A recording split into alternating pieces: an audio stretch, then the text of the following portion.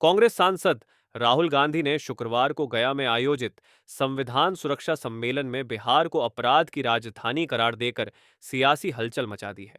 राहुल के इस बयान के बाद एक तरफ जहां उप मुख्यमंत्री सम्राट चौधरी ने राहुल गांधी पर पलटवार किया है, वहीं जेडीयू नेता राजीव रंजन प्रसाद ने भी राहुल के बयान पर तंज कसा है।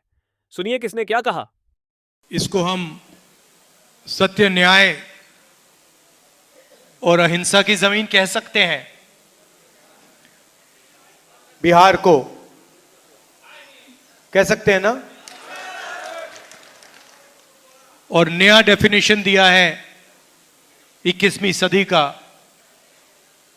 पुराना डेफिनेशन सत्य, न्याय और अहिंसा की जमीन, नया definition crime capital of India Bihar.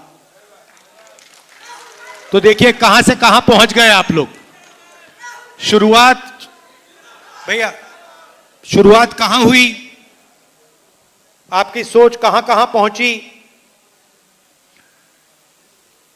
आजकल जापान की बात होती है, कोरिया की बात होती है, चाइना की बात होती है, वियतनाम की बात होती है,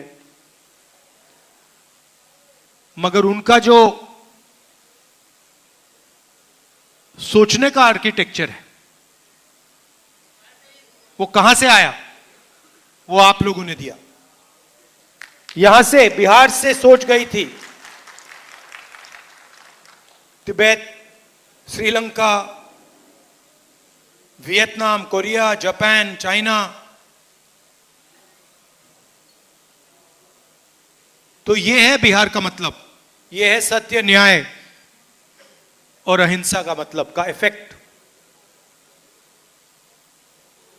और आज ये सब भूल गए आपकी सरकार, आप लोग नहीं। आपकी सरकार ये सब भूल गई और बड़े शब्दों में बिहार को क्राइम कैपिटल बना दिया। यही बदलाव हम चाहते हैं। देखिए, ये लोग जो परसेप्शन बनाना चाहते, बिहार में कोई बड़ा आदमी नहीं बच सकता है, बिहार में कोई अपराधी नहीं बचता है। मुजफ्फरपुर की घटना हो या बिहार के किसी कोने की घटना हो, कोई अपराधी यहां बच नहीं सकता। ये नीतीश कुमार जी ने ये मॉडल बनाया है। यहां कोई गलत कर ही नहीं सकता है, जो करेगा उसको जेल के अंदर में जाना होगा। और जिस तरह का बयान ये लोग दे रहे हैं, देखिए, विकास पर चर्चा करने की हिम्मत राहुल गांधी को नहीं है। मोदी जी और नीतीश जी ने जितना बिहार के विकास की चिंता किया है, ये लोग बोल भी नहीं पा रहे।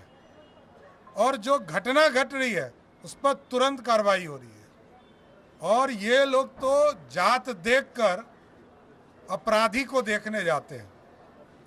लालू जी के परिवार के लोग कहते हैं ना, यही लोग जातिवादी हैं। 2 घटना घटी मुजफ्फरपुर में, एक घटना को देखने गए, दूसरा घटना को नहीं देखने गए, क्योंकि अपराधी किसी का स्वजाति था। ऐसा नहीं होता है। अपराधी का मतलब बिहार में अपराधी होता है। नीतीश कुमार की सरकार सबके खिलाफ कार्रवाई। देखिए, आज तो उनको बेंगलुरु में होना चाहिए था। जितनी बड़ी त्रासदी बेंगलुरु में हुई है, उन्हें कर्नाटक के मुख्यमंत्री का त्यागपत्र मांगना चाहिए था। बदइंतजामी और पुलिस के निकम्मेपन की वजह से, बेंगलुरु प्रशासन की लापरवाही की वजह से 11 इंसानी जानें चली गई, बड़ी संख्या में लोग घायल हुए हैं। और उसके बाद वो सियासत की रोटियां सेकने यहाँ आ गए। बिहार में अगर घटनाएं घटती हैं तो घटनाओं के बाद पुलिस गिरफ्तारियां करती है। ज़रूरत पड़ने पर मुजफ्फरपुर की जैसे वारदात के बाद स्पीडी ट्रायल करने का सरकार ने निर्णय लिया। अगर कहीं उन्हें अस्पताल में चूक दिखी तो एक सुपरिटेंडेंट और दूसरे मेडिकल कॉलेज के डिप्टी सुपरिटेंडेंट को सस्पेंड भी किया गया, उनके खिलाफ कार्रवाई हुई। और लगातार इन घटनाओं में गिरफ्तारियां हो रही हैं, अनुसंधान जारी है। लेकिन दलितों को बरगलाने में राहुल जी जितनी ऊर्जा का व्यय कर रहे हैं, हमारी चुनौती है, अगर दम है तो कांग्रेस के शासन के जो 6 दशक हैं और बिहार में 90 तक की उनकी जो सरकारें रही हैं, वाइट पेपर उन्हें जारी करना चाहिए कि दलितों के सशक्तिकरण के लिए कांग्रेस ने दरअसल क्या किया है।